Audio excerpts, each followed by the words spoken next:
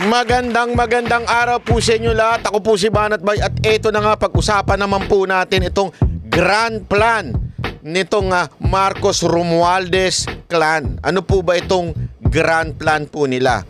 Na ang kanila pong grand plan ay ang 18 years na pamumuno sa ating bayan. Sabi nga ni Bobby Tiglao ay dalawang taon lang na kulang ng pamamahala ng kanyang ama. Naku po, patay tayo dyan. Naku, hindi maganda yan. Ano po ba ito? Sige nga, pag-usapan po natin. Alam nyo, napakaganda po ng sinabi po ni Bobby Tiglao o Rigoberto Tiglao sa kanyang bagong article na sinasabi niya dito. Ito, basahin natin yan. Napakaganda ho nito at ipaliwanag ho natin. If Sara is ousted as VP, we'll have 18 years of Marcos rule. Naku po, patay tayo dyan. At mamaya, ipapaliwanag ko sa inyo kung bakit mukhang ganun ang direksyon ng ating bayan. Mamaya, papaliwanag ko sa inyo. Easy. Ito. Sabi nga dito, si Vice President daw, pag natanggal sa kanyang post through an impeachment trial, pag natanggal, ibig sabihin, ma-disqualify na po siyang tumakbo. Okay? Which also ban her from ever holding public office again. The Marcos Romualdez clan could rule the country for at least 18 years to 2 years short of 20 years that Ferdinand Marcos Sr. was president and then dictator. Patay tayo dyan. Ang sisti pa nga dito, ang malala dito, sa tingin ko, baka hindi na nga bumalik ito sa mga Marcoses. Baka nga tuloy-tuloy na kay Romualdez to. Mas malalaho yun.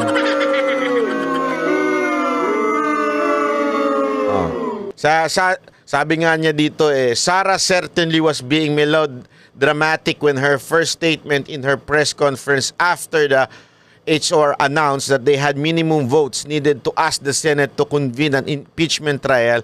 God save the Philippines. This is one of those rare times I do hope there is a deity. Ibig sabihin ng mga kababayan, ito yung mga pagkakataon na talagang dapat magkaroon talaga ng himala, ika nga. O ito yung time na talagang sana, sabi niya magkaroon sana ay meron talagang Diyos. Parang ganun ang dating. It doesn't mean hindi siya naniniwala sa Diyos, pero alam mo yun, matindi siguro ang ibig sabihin nito na talagang only God can save the Philippines. Patay tayo dyan. Naku po. If Sara is removed through an impeachment trial as rule as the sunset in the east, President Marcos will appoint. Ano daw? Ito po ba'y succession? Ibig po bang sabihin, pag natanggal si Vice President Sara Duterte, ang uupo ay si Senate President? Dili.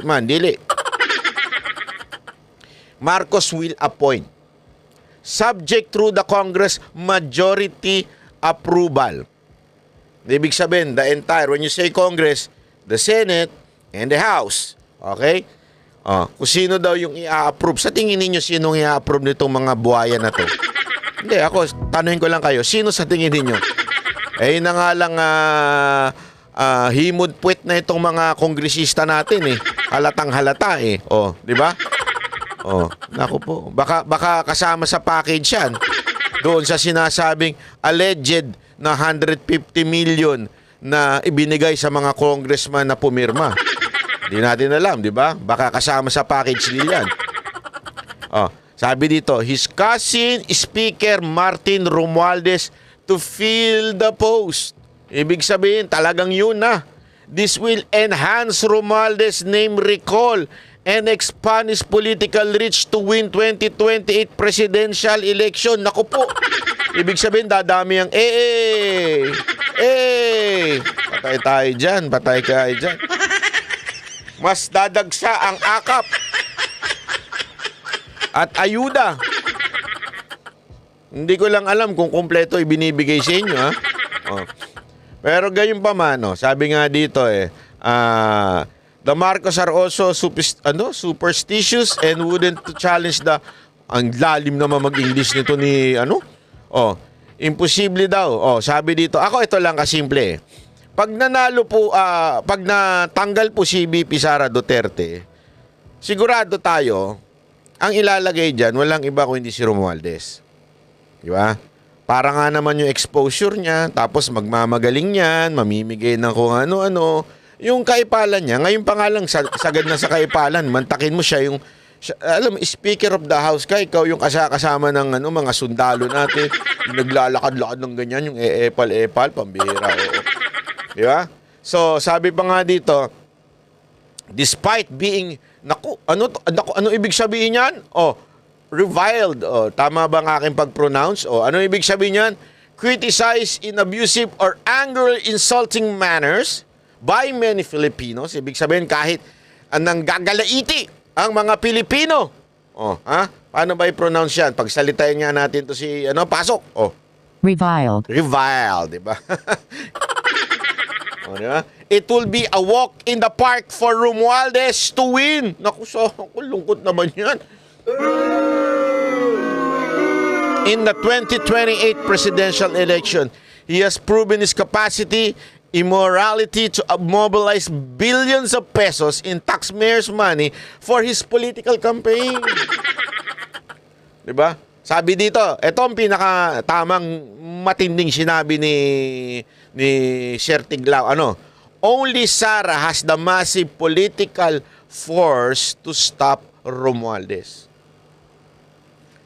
Not even the Tulfos can defeat the Romualdez.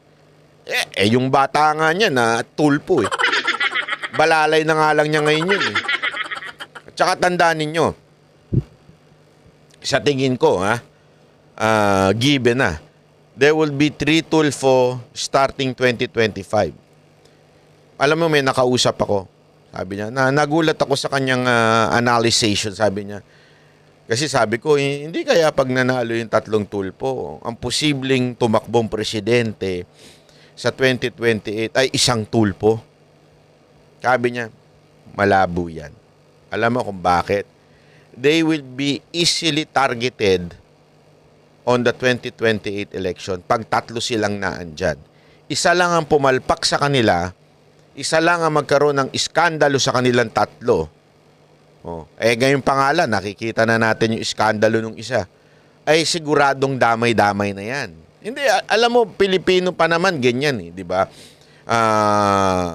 Basta na sinabi nating Tulfo, damay-damay na. Hindi tayo minsan marunong din etong Tulfo na ito maayos, ito magulo, ito sip-sip, di ba? Hindi natin maano yun Hindi, kasi ako personally, di ba? Alam nyo naman ako Ako, hanga ko dun sa 1 Tulfo Even if yung ibang mga Duterte supporter hindi hanga, pero may maganda nga ako narinig kanina sa kanyang proclamation. Doon sa kanyang proclamation may narinig ako Tinanong siya, what can you say about if there would be 3 Tulfos in the Senate?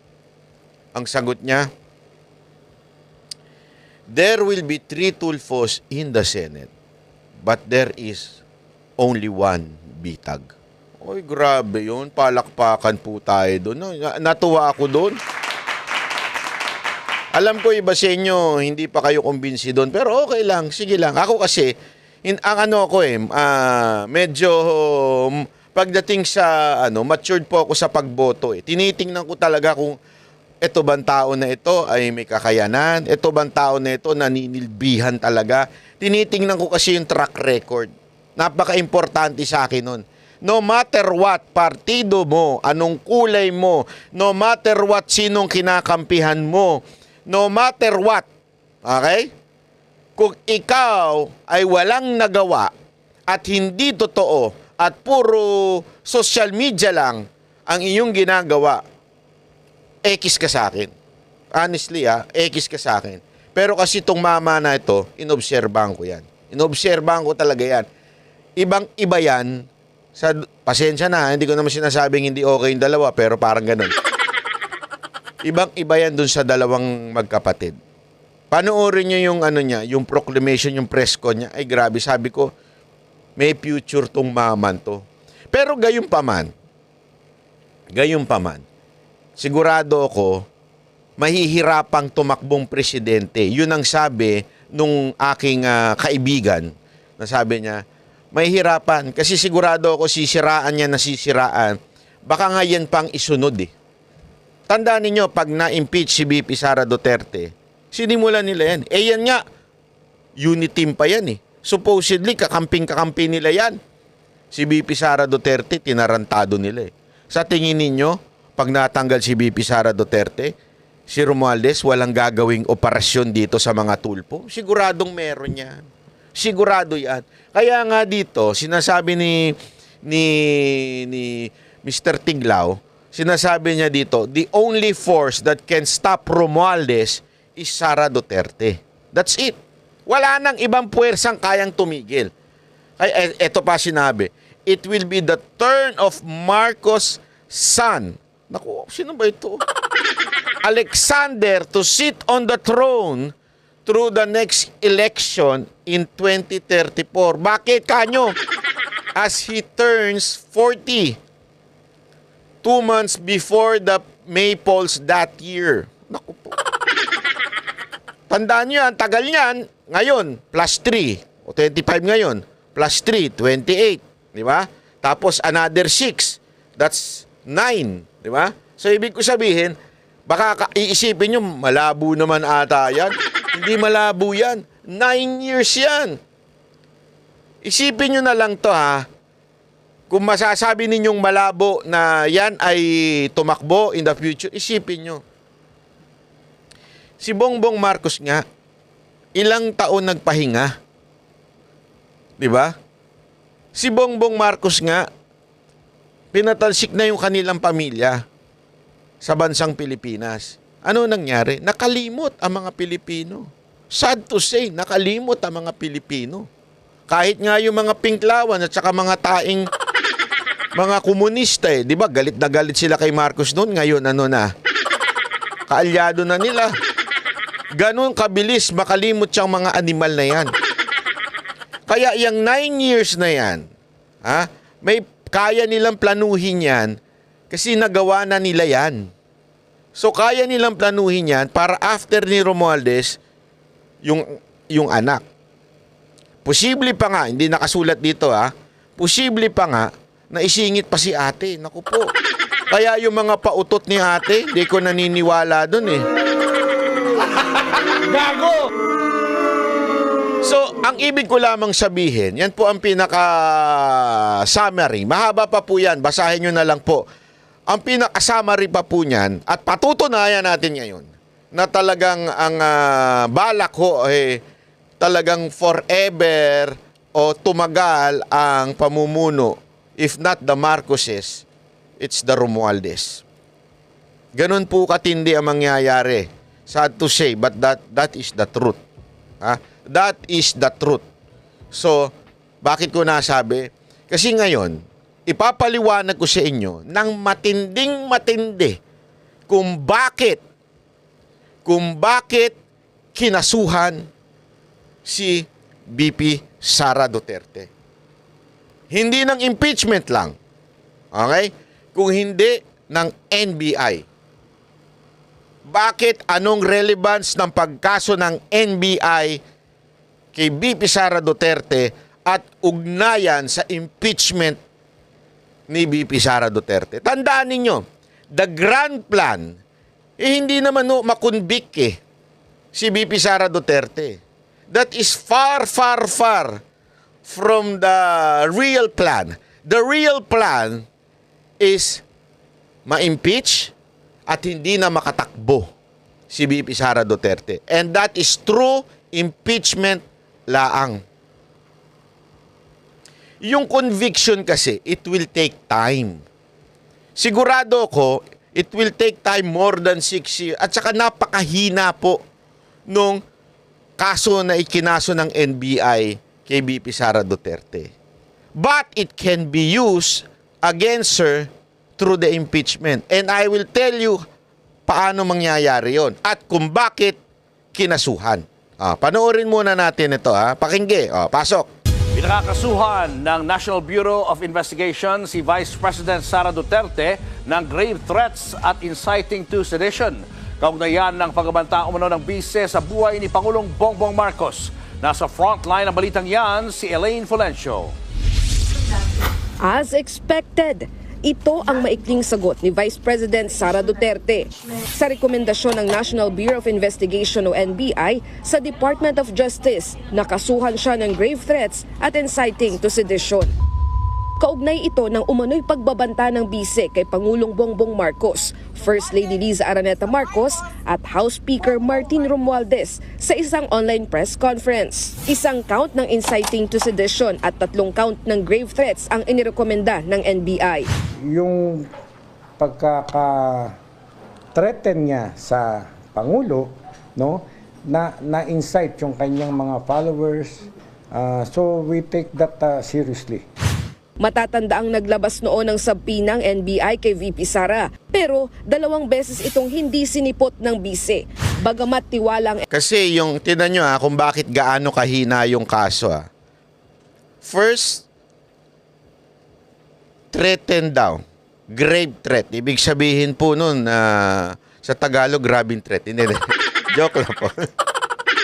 Magagalit siya yung bobong abogado eh. Hindi. Ibig sabihin po, nag-threat siya. Pero remember, hindi po yung threat. Ang sinasabi niya, kung papatayin siya. Tsaka niya ipapapatay. So the crime will happen when she is already dead. Yung threat happen kung patay na siya. Paano mo pakakasuhan yung tao? Patay na nga. So, ibig sabihin, that is impossible. Kasi there is sabi nga na narinig ko ito kay Panelo, merong conditional Diba? May if. Kung papatayin nyo ko, kung papatayin nyo ba ako? Hindi. Asan ang threat? Hindi ko kayo papatayin. Nagigets nyo? Ganun na sinasabi ni BP Sara Duterte, hindi ko kayo papatayin. Pero, pag pinatayin nyo ako, papatayin ko kayo. Mumultuhin ko kayo. Gago! Hindi. Meron ako inutusan. Di ba? So, ibig sabihin po nun, malabo yan. Napakalabo. Paano mo patutunayan na may threat? May kondisyon yung pag-threat na yun pagpatay na ako. Patay na ako Susundin pa kaya ako nung inutusan ko? NBI na malakas ang mga hawak nilang ebidensya. Nasa DOJ pa rin daw ang bola kung magsasampa ng mga kaso o hindi. Ayan. So parang sabi ng NBI, wala na sa amin ang bola. Nandun na kay Romualdez. Si Remulla pala. Hindi, pati si Romualdez. Ito yung grand plan Kung ang DOJ ay makakita ng prima facie evidence that magkakaroon ng certainty of conviction, ipapile nila ang kaso. Pero kung walang certainty of conviction, maaaring maibasura rin yung kaso na aming inirecommend, ipinail.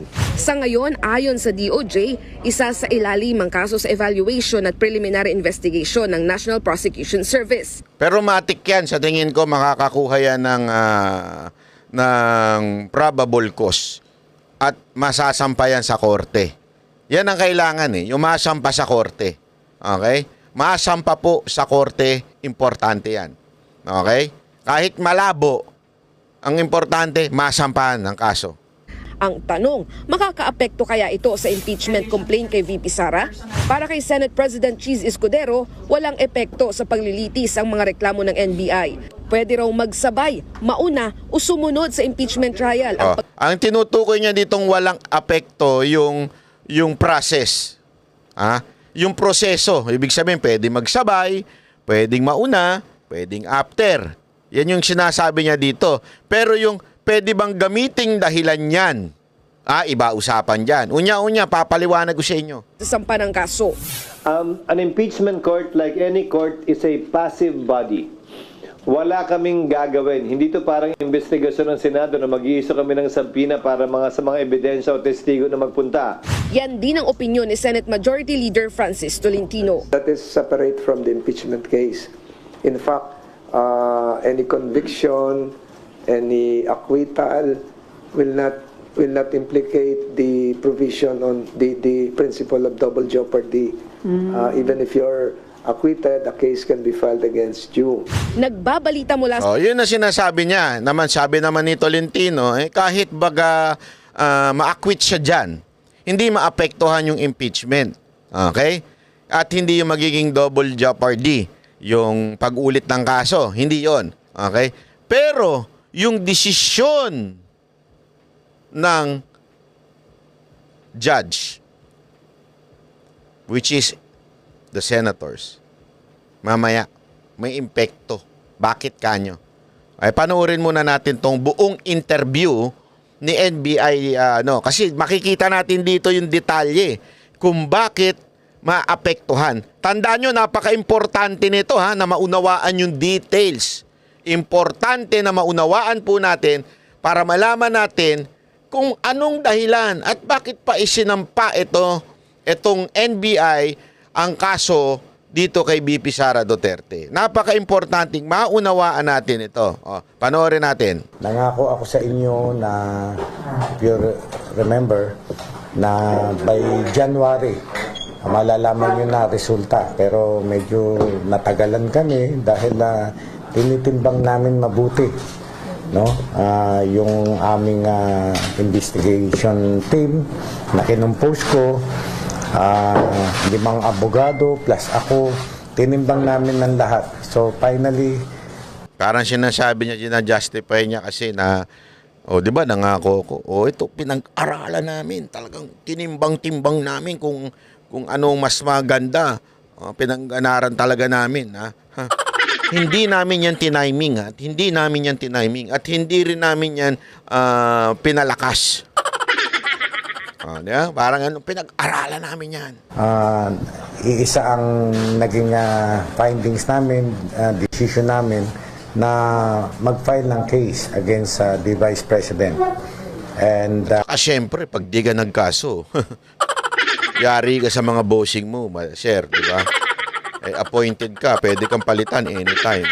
Alam mo naman sa gobyerno ngayon, pag hindi ka tuta, yari ka.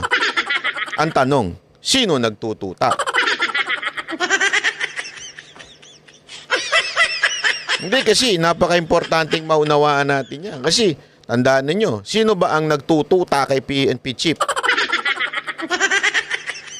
Sino ba ang na-chichismis na nag-appoint kay PNP Chief?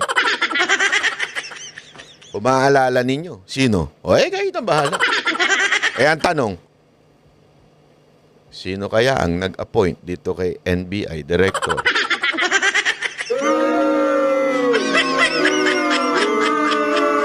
Kaya napaka-importante na sumunod sila sa kautusan ng peking Panginoon.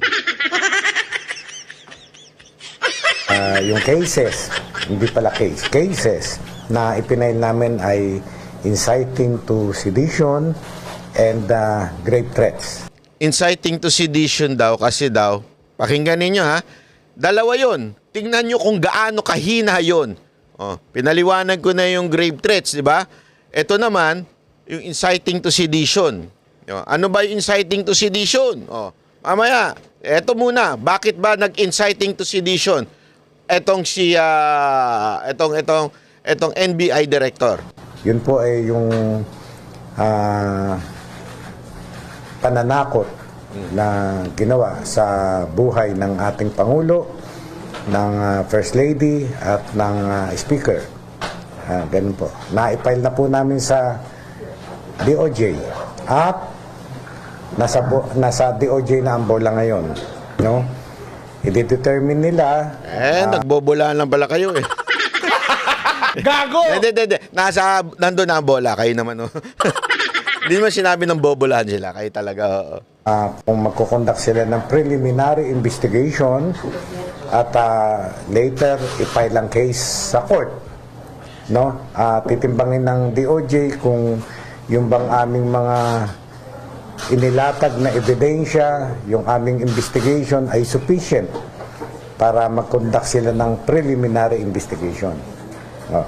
Sir, kailan po nag-file ng recommendation ng NBI sa DOJ? Actually, kanina lang. No, kanina lang. Nag-file na kami ng dati, may na-file na kami yung progress report. Tapos yung final report namin ay kanina lamang na-file. Sir, anong form yung final? Kasi as per DOJ, wala pa raw silang official copy ng mga anong oras na ito po? Ay, kanina, meron na. I-send ko sa ating chat group yung receiving ng DOJ. Yung sinabi nila sa press con, yung video, yung isa sa pinaka-substantial evidence o compelling reason as to why we are recommending na mag-file po ng kaso. Yes, kasi open source evidence yun, There was really a Zoom meeting kung saan niya isinabi yung mga threatening remarks niya. Yun ang aming at because of bakit inciting to sedition? Because of the threat. Pakinggan nyo ha, bakit inciting to sedition? Bakit Ito sagot niya. Threatening remarks ay alam nyo nagkaroon ng patawag ng meeting na nagpulong-pulong dyan sa EDSA. Nagpatawag daw na meeting, pulong-pulong sa EDSA. Yun daw ang dahilan. Okay? Unya. Pakinggan muna natin si Sir. Patapusin natin. Ang patawag ng meeting na nagpulong-pulong dyan sa EDSA na yung katahimikan natin ay medyo na bulabog. Ano nabulabog ang katahimikan ng unti-unti? Hindi mo naman masasabing nagulo yung EDSA. Diba? Oo, maraming pumunta doon. Okay? Pero konti pa lang yun. Kung i-compare mo naman, sa na-traffic ba? Wala. Nagkagulo ba? Hindi. Anong ibig ko lamang po sabihin? Merong mga nagpunta. Masasabi nating dumami rin no ilang araw. Pero hindi mo makukonsider yon para sabihin mo na nagkagulo na. Wala. I was there. Nagpunta ako doon. Not because pinatawag ako ni VP Sara Duterte. Kasi yun ang sinasabi niya dito. They were inciting to sedition because nagpunta ang tao sa EDSA. Parang nanawagan. Walang ganun. Ipi-play pa natin. No? Kaya ayun ang napagkaisahan namin ng mga abogado na... Eto papaliwanag po natin. Ayon sa Artikulo 142 ng Revised Penal Code, 142, ito daw ang sedition. Ang ibig sabihin ng inciting to sedition ay paghihikayat sa sedition. Okay? Na sa Pilipinas sa isang krimen sa ilalim ng Revised Penal Code. Naghihikayat ka na mag-sedition. Ano ibig sabihin ng sedition? Kasi sabihin ng inciting to sedition, hinihikayat mo sila mag-sedition. Ano ngayon ang ibig sabihin ng sedition? Article 142 ng Revised Penal Code. Ano to? May pananalita, sulat o anumang publikasyon na nag-uudyok ng galit sa gobyerno, halimbawa, ang tahasang paghihimok sa tao na huwag sumunod sa mga batas o utos ng pamahalaan. Tanungin ko kayo. Doon sa press con, may nakita ba kayo sinabi si VP Sara Duterte? Hoy, tara, mag-rally tayo lahat. Kita-kita tayo sa EDSA. Hindi nga nagpunta si VP Sara Duterte doon sa EDSA. Hindi niya hinikayat ang mga tao para doon. Pumunta, una niya nangyari sa veterans Because, hindi pala veterans, Congress. Nandun pa ako, Congress. Tapos sumunod, dinala sa veterans yung Chief of Staff. Hindi ako pumunta doon sa Congress dahil nananawagan si VP Sara Duterte. I was there because I wanna see what's happening. People were there because they wanna see and kung ano nangyayari at kung sakasakali, alam mo yun, nagpahayag ng kanilang opinion sa kamera. Yun. Wala akong sinabi si VP Sara Duterte sa kanyang video na, oy, magpunta kayo dito tapos wag tayong sumunod sa batas. Manggulo tayo. Sinong gumagawa nun? Di ba yung mga lintik na komunista? Pangalawa, may layuning guluhin ng kaayusan ng pamahalaan. Ginulo nyo ba? Hindi. Meron ba siyang sinabi na, guluhin natin ito, wag natin sundin ito? Wala. Ang kanya nga, sundan lang natin ang proseso. Sabi nga dito, ano yun? Tulad ng paghimok sa publiko na sumama sa isang kilos protesta may layuning pabagsakin ng administrasyon sa marahas na paraan. Tanungin ko kayo, may marahas bang nangyari? Wala. Hindi meron bang nagsalita doon na may marahas na nagsabing, batuin na natin tong Malacanang. Batuin na natin tong Kongreso. Sunugin na natin. Wala. Ano lang meron? Nagpahayag ng kanilang opinyon na protektado ng Bill of Rights ng ating konstitusyon. Pero walang naghimok ng marahas na paraan na labanan ng administrasyon. May nakita kayong kudita? May nakita kayo ng babatuhan? Wala. Number 3, pagpapalaganap ng propaganda laban sa Estado, kasama ritong pagpakalat ng peking impormasyon na maaring magdulot ng takot, galit o kawalan ng tiwala sa gobyerno. Sino ba nagpapakalat ng fake news? Sige nga tanungin ko kayo, sino nagpapakalat ng fake news? Di ba kayo? Yung mga vloggers ninyo, yan ang nagpapakalat ng fake news, yung mga vloggers nyo hindi nagpapakalat ang Vice Presidente ever. Do you even have proof na nagpakalat ng mga na pabagsakin ng pamahalaan? Wala. Kasi tandaan ninyo, court, criminal case yung kinaso ng NBI. Meaning, beyond reasonable doubt, ikaw ang magpapatunay dyan sa akusasyon mo. At kailangan madesisyonan ng beyond reasonable doubt na talagang ginawa ni BP Sara Duterte yan.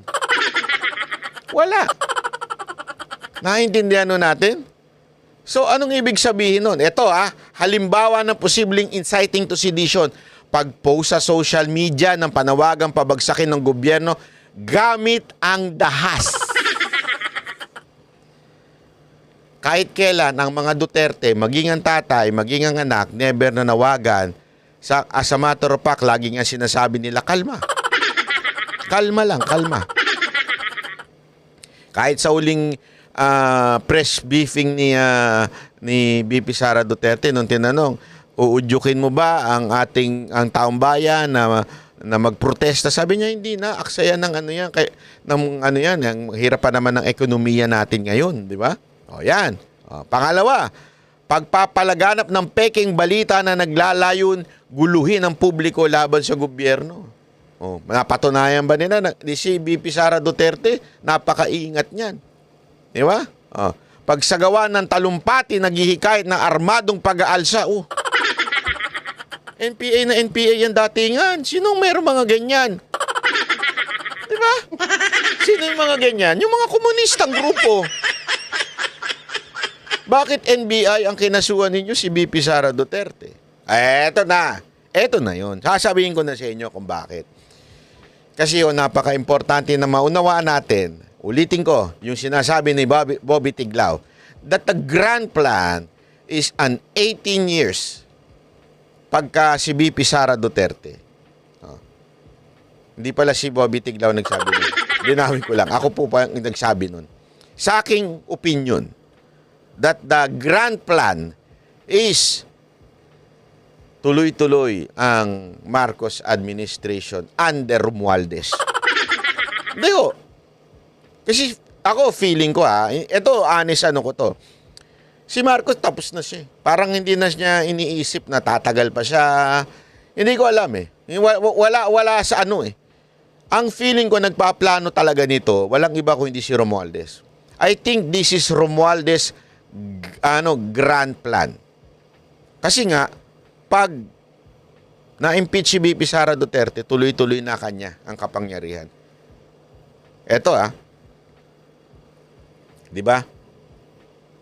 Eto, ano lang ito? Opinion lang Hindi ko po sinasabing ito'y facts o meron ako nakuhang balita. Pero kung ma-impeach si BP Sara ng 2025, naging Vice President si Romualdez, yan ang pipiliin ng kanyang hindi malayo. Kasi pinili niya nga speaker yun eh. Hindi niya inisip na pinsan niya yun eh. Hindi malayo, napipiliin niyang Vice President yun. What if? Ako, I do not wish. I really do not wish. I pray for the President to lead this country na maayos at magbago siya sa mga gawain niya. Pero, what if, since si Romualdez na ang Vice President, and something happened to the President, who would replace the President? It's the Vice President. Tama, mali. And sad to say, kung ang Vice President na by that time si Romualdez, there will be 3 years na naging presidente itong mamanto. Ha? Hawak niya na lahat. Executive branch, legislative branch through the Congress. Kasi siya mamimili ng speaker na yan. Alam ng tao yan. Huwag na tayo maglokohan. Hindi yan independent. Mamimili, siya mamimili ng speaker. Ibig sabihin, the power of the purse, hawak niya. So in that 3 years, he can even change the Constitution and extend his term. Nevertheless, taray, may nevertheless, nalalaman si Banat ba? Hindi, isipin nyo to Isipin nyo mabuti yan. 3 years. Kung sakasakali lang. Hindi naman natin sinasabi na merong demonyo, may sapian. Hindi, malay mo, may sapian. At Vice President si Romualdez, may sumipsip kay Romualdez. Halimbawa lang, may sumipsip kay Romualdez, sinabi kay Romualdez, pre, pag may nangyari sa insan mo, presidente ka na. 3 years, kaya mong gamitin lahat ng kapangyarihan mo para gumanon ka talaga. Tsaka, tapos, kasi di ka naman mananalong presidente. Pag kumandidato ka, di ka nga manalo na senador eh. Pero pag naging presidente ka without the votes, kasi, di ba? Kasi you are the vice president. After that, kaya mo nang kontrolin ang lahat. And hindi na makakalaban si BP Sara Duterte dahil impeach na siya. So, sino na lang ang kalaban mo sa 2028 na malakas? Sabihin na natin si Tulfo, di ba? Yung mga Tulfo. Kasi ganyan naman lagi. Kung sino yung nagna-number 1 na senator, yan ang pwedeng lumaban. Eh, wala na. Kayang-kayang siraan ng mga Tulfo. Ang daming problema dyan. Hindi, totoo. Ang daming problema dyan. Hindi nyo ba napansin? Sinong naglabas ng dokumento dun sa alleged American citizenship ni Erwin Tulfo? Alam mo, iyang papel na yan, document yan, official document yan. Nanggagaling yan sa embassy. Kasi galing sa US document yun eh. So embassy yan. Paano nag-leak yun? Dinukot sa embassy? Hindi. Government to government lang nagbibigayan yan. So inside the government, ang naglabas niyan. So there is a traitor amidst sa kanila, sa mga Tulfo, na nasa loob ng gobyerno. Isip kayo mga kababayan. Kaya nga sabi ko, inong iniisip ko to, pag nagbaging vice president si Romualdez, pag may tarantado dyan at demonyo dyan at magbalak sa presidente, ako, poproteksyonan ko yun. Hindi pwede. Hindi I mean, kung nangyari na yung nangyari, ibig sabihin nyo, na-impeach na si BP Sara Duterte, mantakin mo magiging presidente si Romualdez. I will protect BBM. Hindi, Hindi, ako kahit di ko siya gusto, di ko siya binoto, di ako nagpabudol. Pero pambihira si Romualdez na magiging presidente.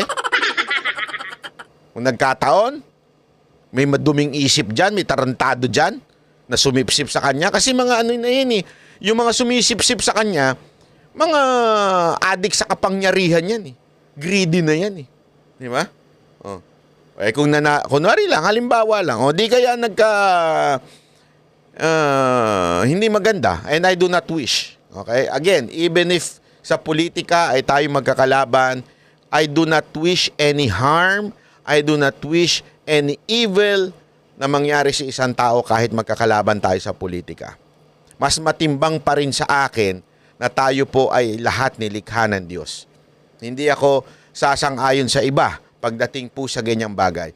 Pero what if lang may tarantado, may masamang loob, gago, oportunista na may gawin sa presidente, di presidente ngayon si Romualdez. Pag naging presidente si Romualdez, in that 3 year, 25, 26, 26, 27, 28, di ba? It's going to be disaster at kontrolado niya.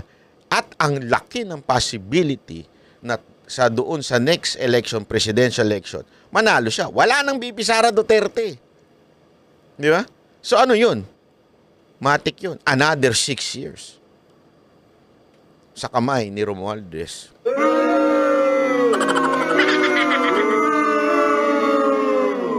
After that, kung bitawan niya pa. Kung bitawan niya pa, ha? Yan ang isipin niyo mabuti. Kung bibitawan niya pa yun. Bakit? Anong posible? Sinubukan nga nila yung PI eh. Don't ever forget that. Sinubukan nila yung PI. Sinubukan nilang talagang gamitin, 'di ba? Yung alleged na mga tulong sa mamamayan para papirmahin ng PI itong mga Pilipino. Ginawa nga nila yun eh. Para to change the constitution na kunwari economic lang ang gusto nilang baguhin, but the reality is para humaba ang mga termino nila.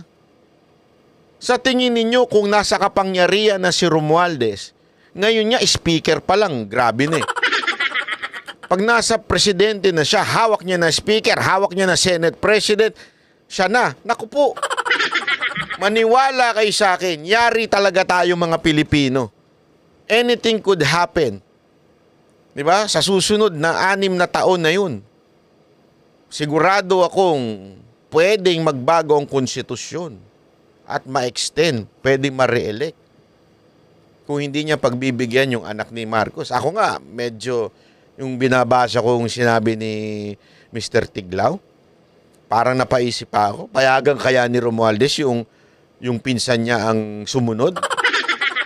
Baka hindi pa siya pumayag eh. Baka dire-diretso niya muna yun eh. Di ba? Sa karakas ni Romualdez, malamang sa malamang. Hindi niya yan. Hindi niya na ibibigay yan sa iba. Pero sandali, Banat Bay. Kanina, sabi mo, yung kaso ng NBI ay maaaring gamitin sa impeachment. Oo. Ulitin natin yung sinasabi ni Chis Escudero at saka ni Tolentino ay hindi yung paggamit dun sa ebidensya. Bakit kanyo? Naalala ninyo nung isang araw sa ating video diniscuss natin na pag ikaw ay i-impeach, okay? Hindi mo kailangan ng beyond reasonable doubt. Okay? 3 po kasi yan. Paliwanag ko lang isa-isa ha. Number 1, yung ito. Pakita na lang natin. Ito. Yan. Ayan. Standard ng ebidensya. Beyond reasonable doubt. Yan po ay ginagamit sa criminal cases. Ano po yun? Napakataas. Yan yung tinatawag na sa Tagalog na walang kaduda-duda. Wala talaga. Kahit kapiraso, walang kaduda-dudang guilty itong taon to. Pangalawa, ito lang yung pwede sa impeachment at saka yung pangatlo, yung second and third. Overwhelming preponderance. Ang hirap kasi niyang basahin, nakakainis yan eh. Ano ibig sabihin niyang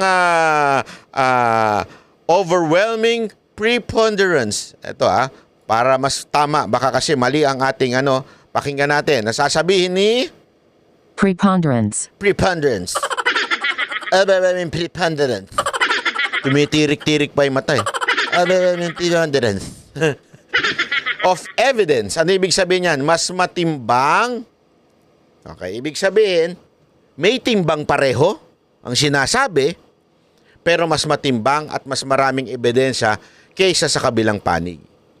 Halimbawa, pwede ko ba ipakita ito? Chotomate ko dasay. Ha? Baka mami may pakita ko dito. Etong LED lights. Hindi, masyadong ito na lang ito. Modem na maliit. Okay? Ito yung sa kabila. Ito naman yung sa kabila. Ano to? Power bank. Mas mabigat to. Di ba? Anchor pa yan. Di ba? Magnet pa yan. Mas mabigat to. Ano nga ang tanong ngayon dito? Sino mas matimbang sa kanila? Eto. Yeah. Yun ang ibig sabihin ng overwhelming preponderance of evidence. Ginagamit sa civil case and impeachment. Mas matimbang. So, ibig sabihin, yung mga akusasyon kay BP Sara Duterte, mas matimbang kesa doon sa defense. Kasi sa beyond reasonable doubt, walang kadudang-duda na ito ay walang timbang. Napatunayan ng todong-todo, ito. Ito sa kabila, merong kapiraso, pero mas matimbang nga lang. Pangatlo, substantial evidence. Ano ibig sabihin nun? Sapat na ebidensya para magpatunay ng kaso. Sapat na ebidensya. Administrative case, impeachment. Ano ang pinagkaiba po ng halimbawa po? Ipapakita ko po sa inyo ito. Napakaganda. In layman's term. Importante yun yung maunawaan ito para maintindihan ninyo kung bakit kinaso ng NBI yung criminal case. It is not to prove that BP Sara Duterte is guilty. Anong gusto lang mangyari? Magkaroon lang ng substantial evidence at ng yung pangalawa, yung overwhelming preponderance of evidence. Hindi ibig sabihin kukunin yung napatunayan doon Hindi. Tandaan ninyo, ang kailangan lamang patunayan ng isang impeachment case o yung impeachment court, which is the senators, which is very political, ay yung magkaroon lang ng konting mas mabigat na timbang. Na ay, oo nga, meron nga siyang ginawang hindi maganda. Yun lang. Hindi mo kailangan ng walang kaduda-dudang guilt, di ba? Yun lang. Eto nga Ito ang halimbawa niyan Yan. Napaka-importante natin ito. Ito po yung yan. Para lang mas maintindihan natin. Sa lingwaheng simple, ika nga. Dito, sa isang sitwasyon, para mas madaling maintindihan na masa, gumamit tayo ng simpleng halimbawa ng barangay election o relasyon sa pamilya. Naku po, wala naman sigurong kabit dyan. Wala. Halimbawa, isipin mo na may chismis na isang kapitan ng barangay ay nagnakaw ng pondo para sa bagong street lights. Sabihin, yung isang barangay captain, inakusahan na nagnakaw ng pondo para sa bagong street lights. May isang residente na nakakitang may dala siyang sobre ng pera mula sa barangay office. May resibo na pagbili ng streetlights pero kulang ang bilang ng mga ilaw na nakakabit sa kalsada. Walang CCTV o direktang ebidensya na nagnakaw siya pero sapat na yung residente na nakita siyang may dalang sobre. Hindi alam kung magkano yung laman ng sobre, hindi alam kung ano yung laman ng sobre, pero sapat na yung testimony na yon at sapat na rin na kulang yung ilaw na nakalagay. Hindi ngayon kailangan patunayan na pundido yung ibang ilaw. Hindi, joke lang yun. Hindi kailangan patunayan na yung bilang ng ilaw ay baka hindi lang gumagana iba. Ibig sabihin, yan yung tinatawag na substantial evidence. Ibig sabihin, Oo nga, may nakakita sa kanya. At saka kulang kasi yung ilaw eh. So malamang sa malamang, magnanakaw siya. Yun ang ibig sabihin ng substantial evidence. Yan ang ginagamit sa impeachment. Pangalawa, overwhelming preponderance of evidence. Mas matimbang ito kaysa dun sa substantial evidence. Ano naman po ito? Same na halimbawa. Isipin mo na may chismis na isang kapitbahay, isang kapitan ng barangay na nagnakaw ng pondo para sa bagong street lights. May isang residente na nakitang siyang may daladalang sobre na pera mula sa barangay office. Alam mo naman, mga chismoso yung mga kapitbahay mo. Alam mo yung kapitbahay natin. May daladala. May resibo yan. Naku po, sigurado ako pera yan. May ganon. Pero hindi nakita yung pera. Pangalawa, may resibo na pagbili ng street lights, pero kulang ang bilang ng mga ilaw na nakakabit sa kalsada. Kulang yung ilaw, pero may resibo ng street lights na pinambili. Pangatlo, walang CCTV o direktang ebidensya na nagnakaw siya, pero sapat na ang testimony at resibo para pagdudahan siya. So, ibig sabihin po, mali. Sorry. Sorry ito pala yung overwhelming preponderance of evidence. Mali yung basa ko. Ulitin natin.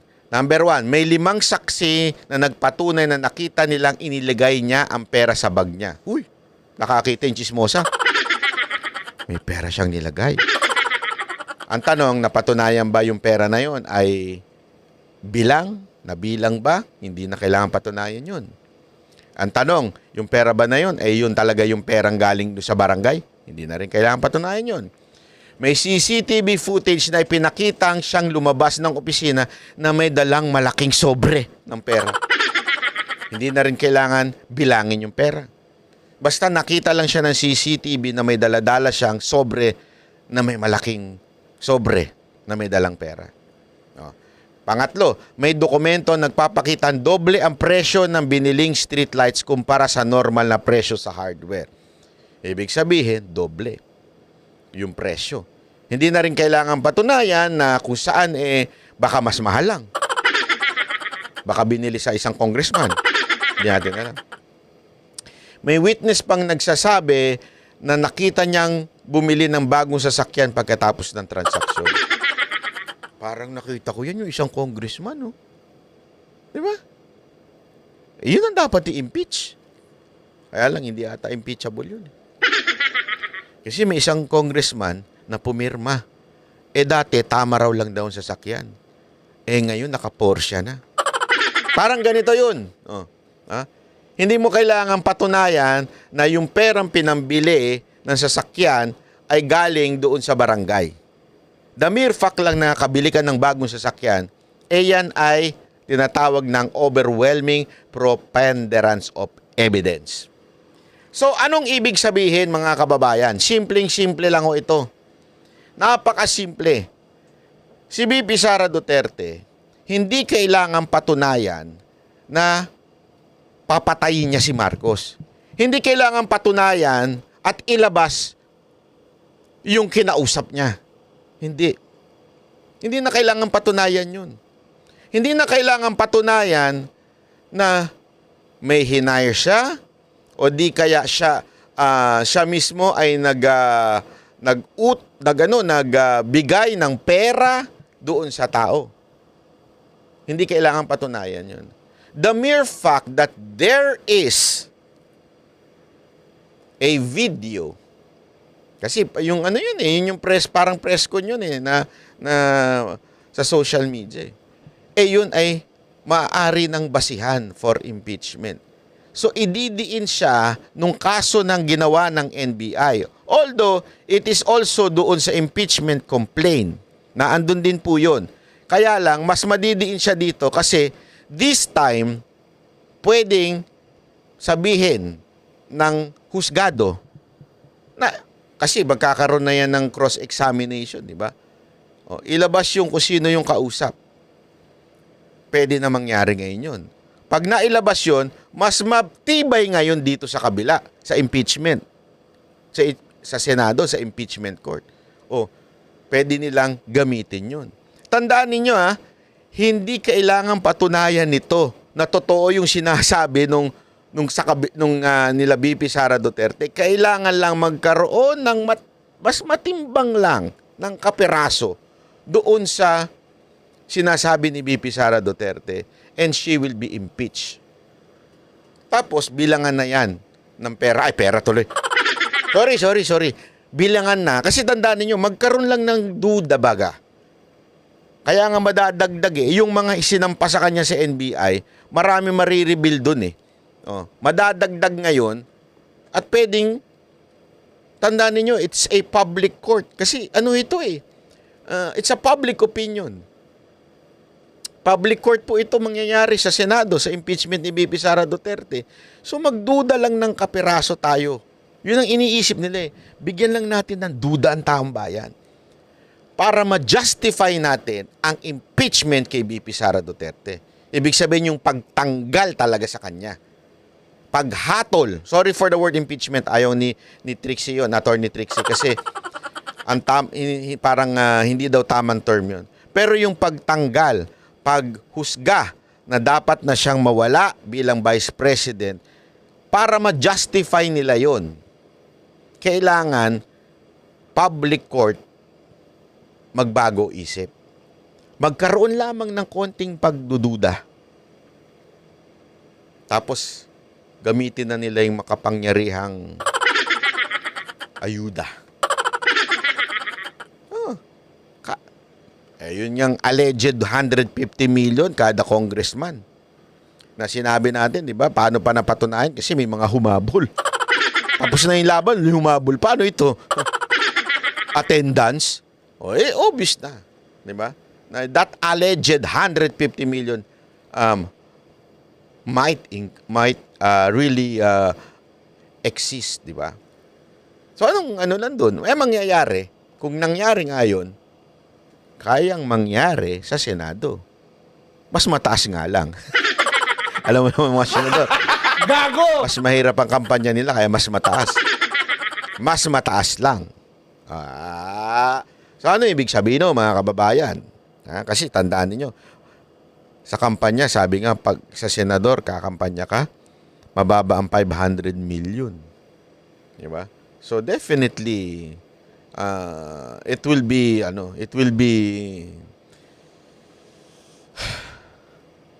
possible. Definitely. Nangyari. Di ba? So, anong ibig sabihin? Kailangan lang magduda ang public opinion. Magkaroon lang ng duda, tumimbang, ika nga di ba yan yung sinasabi ko, pinapaliwanag natin? Tumimbang lang ng kapiraso. Oo nga. Magkaroon lang tayo ng duda. Yun yung goal Magduda lang ang publiko, maja-justify na nila yung kanilang desisyon na tanggalin si BP Sara Duterte. That's the grand plan. At pag natanggal na yun, dire-diretso na si Romualdez. Patay tayo dyan.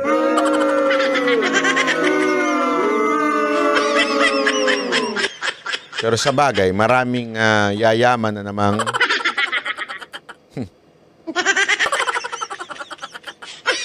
Pilipino sa ayuda. Diba?